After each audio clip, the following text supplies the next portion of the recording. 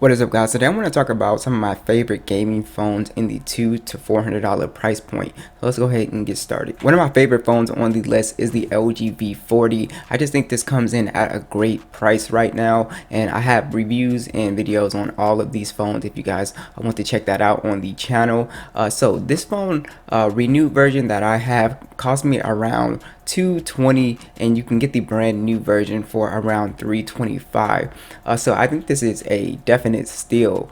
So you have a premium design on here. It's a glass and metal design. It's IP rated. My favorite thing about this phone is the display. It's a 6.4-inch OLED display, and it's a 1440p display at 537/40 ppi. So I just feel like at this price point, having an OLED display, everything just looks really vibrant when you're gaming. Just very beautiful colors and very deep blacks. Now the cool thing about this phone is it did get the Android 10 update. So far people are reporting only on the AT&T version, so I'm not sure about the unlocked version yet. If you guys have a V40, be sure to let me know. My Sprint version, it just hasn't gotten it.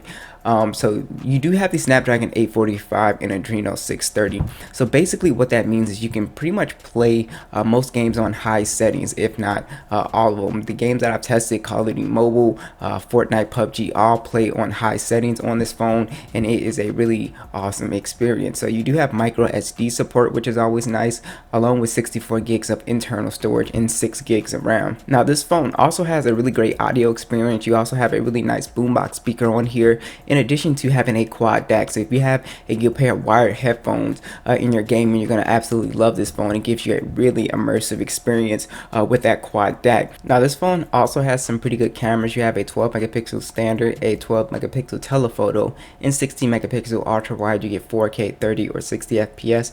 My favorite thing about this phone is just color accuracy. It just gives out some really great color accurate detailed photos, which is something that I really appreciate. You do have dual selfie cameras up front as well as 1080p video. So this is just an awesome phone. You get pretty good battery life, 3300 milliamp battery with 18-watt fast charging with wireless charging as well. On my drain test, I got around 7 hours and 30 minutes of screen on time, which I think is pretty solid. Next is the OnePlus 7 Pro for around $400. This is just an awesome phone. I still use this phone every day. It's got a really nice glass and aluminum design on here. My favorite thing about this phone is the display. So you have a very immersive experience with the display. It's a fluid AMOLED display, 6.67 inches, so pretty big display, 1440p resolution, 516 for the PPI. This is also a 90 Hz display, so games that are compatible with 90 Hz will be able to take advantage of that, and you will notice just how smooth the experience is. So that is definitely one of the bonuses with this phone.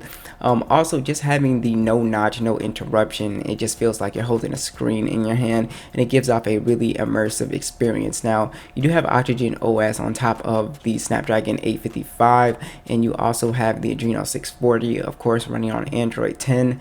And this phone is really awesome. It will get Android 11 and even 12, which is something that's really awesome. So I just really love this phone. You also don't have expandable storage as well, so that kind of sucks, but you do have 128 gigs of internal storage and 6 gigs of RAM. Now there is a 256 gig version with 8 gigs of RAM that you could get if you're concerned about that. But you do have some pretty solid speakers on here. They're stereo speakers, which I've never had an issue with. You also have NFC on here and some pretty respectable cameras, a 48 megapixel wide, an 8 megapixel telephoto, and a 16 megapixel ultra wide with 4K 30 or 60 FPS. I usually just throw Gcam on here if I want to get some really good portrait shots, but overall the cameras on here have been really great due to software updates. This phone does have NFC, and you do have the fingerprint scanner under the glass. You also have a 4000 milliamp battery with 30-watt fast charging. So this phone does not have wireless charging, but it does charge extremely fast, and you really get all day battery life for this phone, around 8 hours and 30 minutes of screen on time, which is very good. Now if you're into compact gaming, or in other words, you like to game on a smaller display, the iPhone SE 2020 has been a really great phone. You can find it for around $400. Again, all links will be down below. This is a very awesome phone. You have an aluminum frame, glass back on here. It is IP rated, and yeah, the design does look a little bit, old now, but don't let that stop you from just getting this phone. It is a very powerful phone. So you have a 4.7-inch IPS display. It's a 720p plus display, 326 6 for the PPI. The display is relatively bright. It is small and does have big bezels, but again, this is more geared towards people that want a smaller compact phone, and this is about as good as it gets. This is extremely powerful. Of course, you have iOS 13. This will be getting updates for years to come, which is great. You also have the Apple A13 chip, which is really the star here. If you're gaming on this phone, you're going to be able to game at high settings, PUBG, extreme frame rates, all of that stuff on this phone. There's no game that this phone won't be able to completely crush. So this is going to be an excellent choice for people who just love iPhones and love a smaller phone. Now, you don't have expandable storage on here. You have a 64 gig by internal option and 3 gigs of RAM for the base option. You also have stereo speakers, which I think are pretty loud and have a really good bass presence as well. You do have NFC on board, of course, with the Touch ID up front, which works flawlessly. And also you have very good cameras on here. So you have a 12 megapixel standard and a 7 megapixel selfie camera. This gives a lot of phones a run for their money at the mid-range price point. One of the best cameras, and to me, a couple of flagships as well. It just does a very good job with image processing, colors, dynamic range for this price point. It is really crazy. You do have a 1821 milliamp battery with wireless charging as well, which is really great. So this is not going to be the best phone on this list for battery life, so do note that. You can get around 6 hours of screen on time, but if you're going to be gaming hard, you can probably knock that down to 5. So this is a very good phone. I really love it. Next is the LG G8 Thinq. Probably the best deal on this list when it comes to price to spec ratio. You can find the renewed version, the one I have, for around $260. If you want this phone brand new, it is going to be $400. This is just an absolute steal at both price points. So it's the glass and aluminum frame on here, IP68.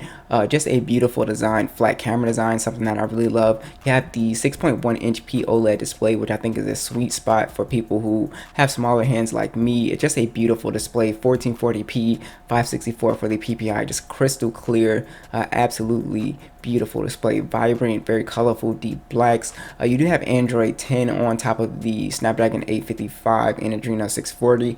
Again, you will be able to blow through any game on high settings, and again, this is a really good phone in the hand. Just feels great in the hand, very comfortable. You do have micro SD support along with 128 gigs of internal storage and 6 gigs of RAM on here, so definitely more than enough storage. Is a very fast phone even when you're not gaming. You do have the a headphone jack with the quad DAC, some pretty good speakers on here as well. Not stereo, just the boombox, but they are get pretty loud. You also have the NFC on here, along with some really good cameras. I'd say 12 megapixel standard and 16 megapixel ultra wide. You get 4K 30 or 60 FPS, along with a front-facing 8 megapixel camera, which gives off some very nice photos, very nicely detailed. Dynamic range is good. Everything is really good about this. And again, you can throw Gcam on here if you want to get even better shots. Now you have the fingerprint scanner on the back, which is very fast, along with a 3500 milliamp battery with 21 watt fast charging with wireless charging. This is a really good phone when it comes to battery life. I usually get around 8 hours and 30 minutes and 9 hours of screen on time with this phone, so it is a really good phone when it comes to battery life. So the last one on the list is the Galaxy S10e. If you get the renewed version that I got, works perfectly fine for around $400 now. This is an absolute steal. I absolutely love this phone. I love the body of this phone. It's just a really nice feeling phone in the hand, and again, it is kind of on the compact side for 2020. You also have a glass and aluminum frame on here. You also have IP68, dust and water resistant on here, which is great. So it pretty much has a lot of flagship stuff with this phone. So you're getting a really good phone at a great price. You have a dynamic AMOLED display, very vibrant, very punchy, 5.8 inch display. You also have the little hole punch cutout, which is better than the notch. To me, it's a 1080p plus display. 438 for the PPI. Just an absolute beautiful display. If you're gaming on here, you're gonna really love it. Gives off a really nice experience. You do have Android 10 on top of One UI 2.0, so you can take advantage of all the gaming features that Samsung throws into their UI, which is really nice. Now the USA version is the Snapdragon 855 and the Adreno 640, so that is the one I'm talking about. Again, you will be able to pretty much play games at all high settings, no problems. I had no issues. This phone does get a little bit warm, but not like super hot to the touch, but just do note that it is a warmer phone, but I think most people are going to get a case anyway. You do have micro SD support and 128 gigs of storage along with 6 gigs of RAM. You have some actually really nice stereo speakers on here, very crystal clear. One of my favorite things about the phone, just has a really nice presence to it. You do have NFC on this phone, as well as another one of my favorite things, the fingerprint scanner is side mounted, and it is just very comfortable to be able to unlock your phone like that and not reach to the back or the front. I think this is the perfect spot on the side. So you do have very good cameras on here. That's one of the things I praised about this phone. A 12 megapixel wide and a 16 megapixel ultra wide. You get 4K video, as well as a very good selfie camera at 10 megapixels. You also get 4K video.